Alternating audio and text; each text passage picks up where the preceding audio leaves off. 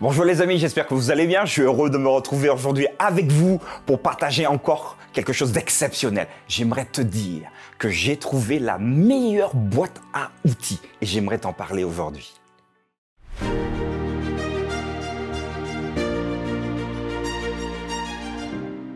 La pensée du jour se trouve dans 2 Timothée chapitre 3 versets 16 à 17.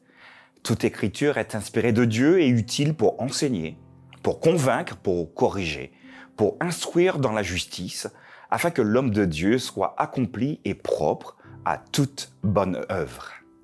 Voilà, tout à l'heure, je vous disais que j'ai trouvé la meilleure boîte à outils qui existe. Mais vraiment, elle est top de top. Alors, peut-être que vous êtes bricoleur, mais j'aimerais vous raconter une histoire. L'histoire de 2 bricoleurs. Alors, le premier va se dire, écoute, mon pote, viens à la maison, j'aimerais te montrer mon atelier. Et donc, son ami arrive, donc il regarde, il dit, waouh, tu fais des choses exceptionnelles. Regarde ce bureau, c'est moi qui l'ai réalisé de mes propres mains. Waouh! Et ce fauteuil, cette chaise, waouh, l'étagère, tout est fait maison. Waouh, génial.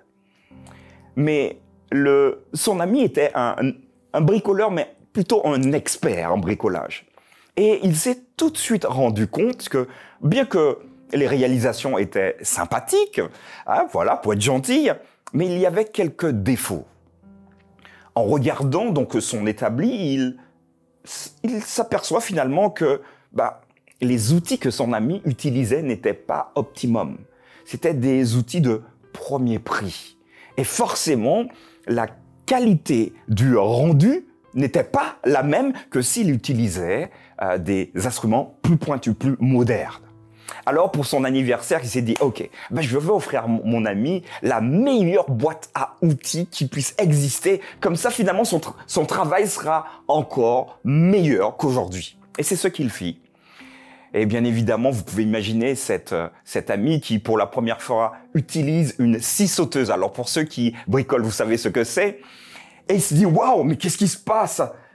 Mais c'est génial ce truc. Là, il n'a pas besoin de forcer, ça passe tout seul. Ensuite, les découpes sont quasi parfaites. Il revit, lui qui pensait qu'il était un excellent bricoleur.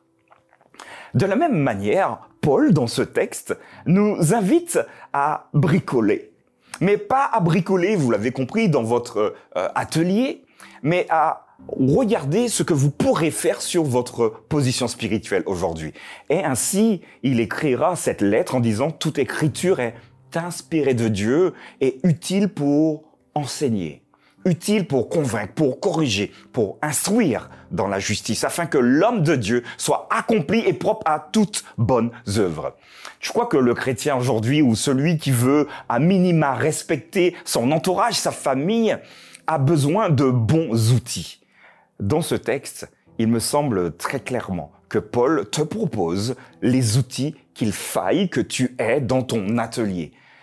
Ces outils, tu l'as compris, toute écriture inspirée. Je parle très clairement ici de la Bible. Je t'invite, et c'est vraiment ça mon souhait pour toi aujourd'hui, à prendre du temps. Si tu as laissé tomber, à prendre du temps à réétudier ou à relire simplement la Bible, quelques versets et te demander, Seigneur, qu'est-ce que tu veux que je fasse maintenant avec cet outil? Cet outil te sera nécessaire pour continuer à consolider, à construire également ta vie spirituelle.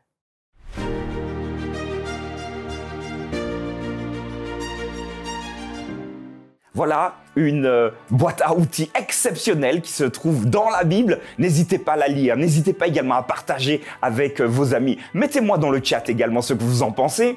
Si vous avez une clé particulière, je veux parler d'ici un verset que vous aimez. Mettez-moi ce verset et puis ça permettra également à nos amis qui regardent un peu les commentaires d'être peut-être reboostés. Je vous donne rendez-vous demain pour une nouvelle pensée du jour.